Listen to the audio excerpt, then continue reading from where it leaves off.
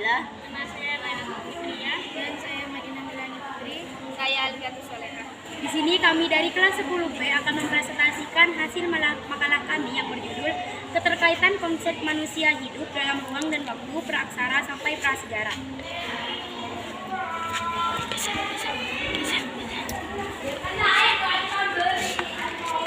Bab 1. Pendahuluan. Latar belakang masalah. Prasejarah adalah istilah yang digunakan untuk merujuk kepada masa di saat catatan sejarah yang tertulis belum tersedia. Tidak jauh berbeda dengan istilah praaksara yang berasal dari gabungan kata, yaitu pra dan aksara. Pra artinya sebelum dan aksara berarti tulisan. Dengan demikian, yang dimaksud masa praaksara adalah masa sebelum manusia mengenal bentuk tulisan. Masa prasejarah adalah praaksara, disebut juga dengan masa nirlelika. Nir artinya tidak ada dan leka artinya tulisan, yaitu masa tidak ada tulisan. 1.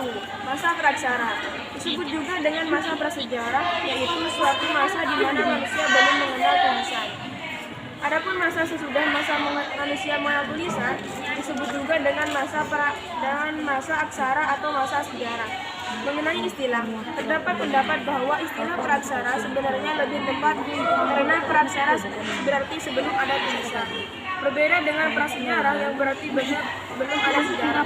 Meski manusia belum mengenal tulisan, tidak berarti manusia tidak memiliki sejarah dan kebudayaan. Seperti diungkapkan Pauline Tantri, zaman prasejarah dapat dikatakan permulaan terbentuknya alam semesta. Namun, umumnya digunakan untuk mengacu kepada masa di saat kehidupan manusia di bumi yang belum mengenal tulisan. 2.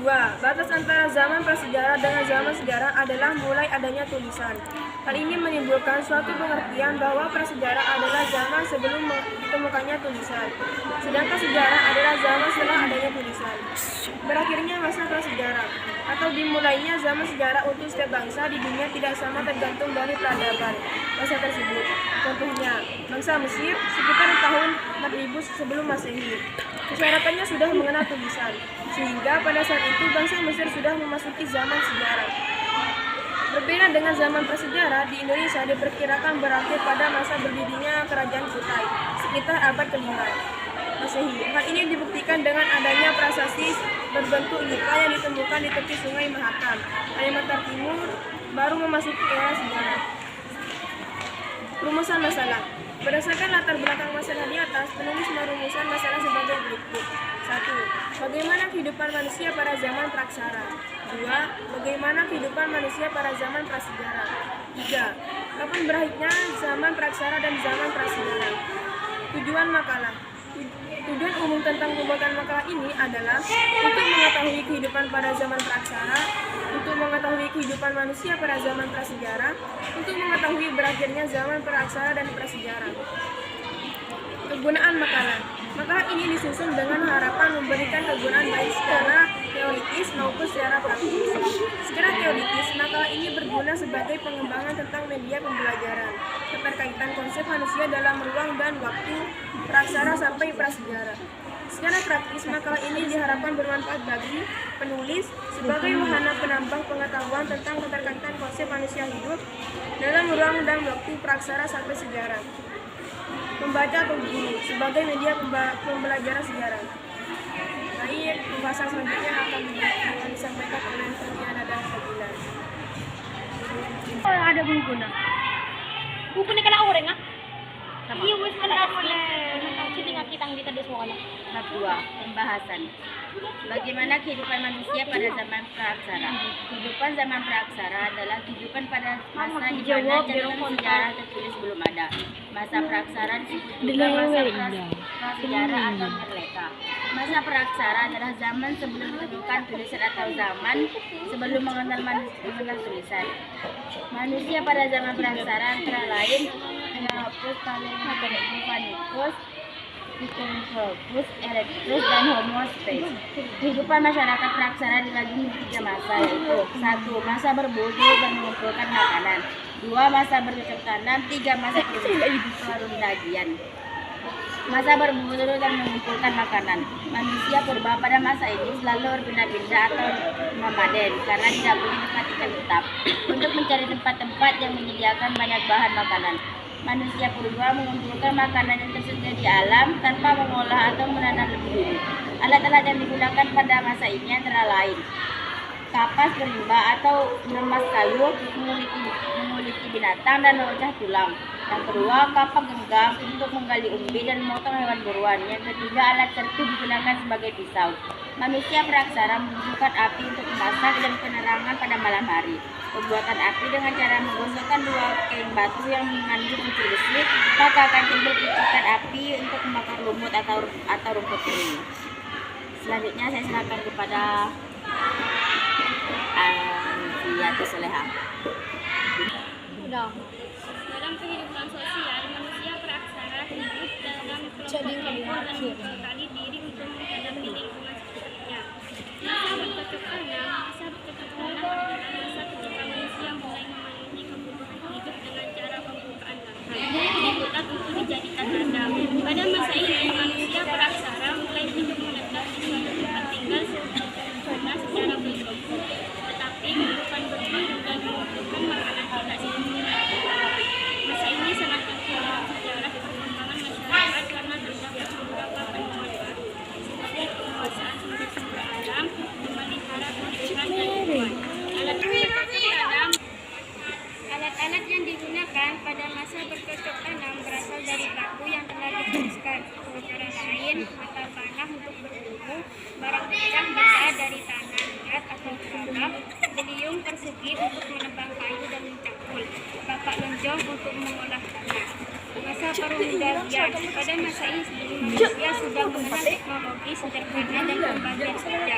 Jadi kebutuhan pada masa perundagian, manusia purba sudah menemukan biji-biji logam dan menggunakan logam. Sehingga berbagai peralatan mulai dibuat dari logam. Untuk pangan dan pengecoran logam seperti peluru, tembaga dan besi untuk membuat barang-barang kebutuhan rumah tangga yang dibutuhkan dalam kehidupan sehari-hari. Meski sudah ada alat-alat dari logam, tetapi manusia purba pada masa ini masih menggunakan alat-alat yang terbuat dari batu. Akan tetapi penggunaan bahan logam tidak tersebar luas sebagaimana penggunaan bahan batu, karena persediaan logam masih terbatas. Selanjutnya akan disampaikan oleh Madinah. Kehidupan manusia pada zaman prasejarah. Kehidupan suatu masyarakat dari masa ke masa lalu berkembang dan mengalami perubahan. Begitu pula dengan corak kehidupan manusia zaman prasejarah. Pada awalnya, masyarakat praaksara hidup secara berpindah-pindah dengan memanfaatkan alat-alat primitif yang masih sangat sederhana. Kemudian mereka berubah menjadi semi nomaden dan berubah lagi menjadi menetap di suatu tempat. Berdasarkan corak kehidupannya, zaman praaksara dapat dibagi menjadi 3 periode, yaitu berburu dan meramu, masa bercocok tanam, dan masa perundagian. Masa berburu dan meramu, corak kehidupan manusia purba yang paling sederhana yaitu pada masa berburu dan meramu. Pada periode awal munculnya peradaban manusia ini, kemampuan masyarakat dalam memanfaatkan bahan yang disediakan alam masih sangat terbatas. Umumnya peralatan yang digunakan terbuat dari batu, kayu, atau tulang yang masih sederhana. Masa berburu dan meramu dibagi menjadi 2, yaitu masa berburu meramu tingkat awal dan masa meramu dan tingkat akhir. Sejarah dan perkembangannya, masa berburu dan meramu tingkat awal corak kehidupan manusia purba pada masa berburu dan meramu tingkat awal adalah nomaden atau berpindah-pindah tempat. Mereka terus berpindah mencari daerah baru yang melimpah sumber daya alamnya. Sebab sumber utama kehidupan mereka bergantung pada ketersediaan alam. Manusia yang hidup pada zaman berburu dan mengumpulkan makanan tingkat awal diperkirakan satu periode dengan zaman Paleolitik. Kehidupan ekonomi masyarakat berburu dan meramu tingkat awal sebelumnya dari mencari dan mengumpulkan makanan. Makanan yang dikumpulkan berupa umbi-umbian, buah-buahan, keladi, dan daun-daunan. Bahan makanan yang mereka dapat langsung dimakan alias tidak dimasak, karena masyarakatnya belum mengenal api atau mengolah makanan. Pola hunian manusia purba pada masa berburu dan mengumpulkan makanan tingkat awal mempunyai 2 ciri khas, yaitu kedekatan dengan sumber air dan kehidupan di alam terbuka. Beberapa contoh yang menunjukkan pola hunian seperti ini dapat ditemui di situs-situs purba di sepanjang aliran Bengawan Solo. C. Kehidupan sosial manusia pada periode ini hidup secara berkelompok, di mana suatu orang akan bertugas sebagai pemimpinnya. Pemimpin kelompok inilah yang akan membantu anggota lainnya untuk berpindah tempat. Selain itu, anggota kelompok laki-laki bertugas memburu hewan, sementara perempuan bertugas mengumpulkan makanan. Selanjutnya akan saya serahkan kepada Alfiatus. D. Peralatan yang digunakan pada periode ini. Sudah terdapat teknik pembuatan alat, tetapi masih sangat sederhana dan kasar. Peralatan dari batu yang dihasilkan biasanya berupa kapak berimbas dan alat-alat servis. Masa berburu dan meramu tingkat lanjut corak kehidupan manusia praksara. Masa berburu dan meramu tingkat lanjut corak kehidupan manusia praksara pada periode ini setingkat lebih tinggi daripada masyarakat berburu. Masa berburu dan meramu tingkat lanjut corak kehidupan manusia praksara pada periode ini setingkat lebih tinggi daripada masyarakat berburu dan meramu tingkat awal. Hal ini terlihat dari teknik pembuatan alat, tempat tinggal, ataupun kesenian. Manusia yang hidup pada zaman berburu dan mengumpulkan makanan tingkat lanjut diperkirakan satu periode dengan zaman Mesolitikum peninggalan. Berakhirnya zaman praksara dan zaman prasejarah. Berakhirnya zaman prasejarah dan ditandai dengan dikenalnya sistem tulis-menulis atau aksara. Zaman praksara atau prasejarah adalah bagian terawal dalam sejarah manusia. Masa ini diawali dengan munculnya manusia yang ditandai dengan peninggalan-peninggalan seperti fosil dan peralatan batu. Zaman ini berlangsung sangat lama dan berakhir ketika manusia menciptakan sistem tulis-menulis. Waktu berakhirnya masa ini berbeda-beda antara satu wilayah dengan wilayah yang lain. Ini karena setiap peradaban memiliki waktu yang berbeda dan penciptaan atau adopsi sistem tulis-menulis. Mesopotamia dan lembah Sungai Nil adalah wilayah yang paling awal mengakhiri masa prasejarah.